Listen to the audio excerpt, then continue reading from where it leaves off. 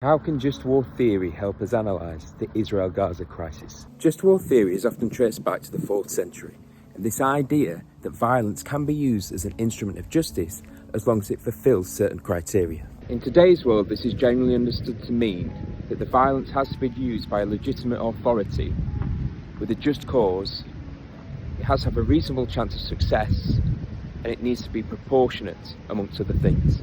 But it's this principle of proportionality that I want to focus on today. This principle means that any violence that's used has to be proportionate to the threat posed. If you punch me in the face, I can't beat you to death even if I want to, because that would be grossly disproportionate and therefore unjust. In Hamas, Israel faces an enemy that has expressed genocidal intent, and we should not downplay that threat. And we should also oppose anti-Semitism everywhere and all the time. But the response by Israel to the Hamas attacks on October 7, 2023 have been grossly disproportionate.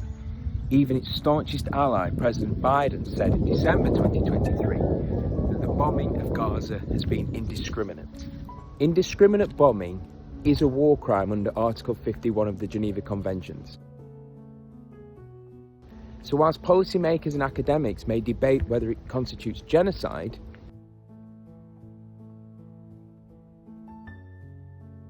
at the very least, Israel's response constitutes war crimes. Cut forward to October 2024, and President Biden said he could not support Israeli strikes against Iran's nuclear facilities because this would not be a proportionate response. But you can't invoke just war theory in a pick and mix style. It's not just applicable to Iran, but also to Gaza. And the carte-blanche support by Western actors for this disproportionate war has grossly undermined the rules-based international order.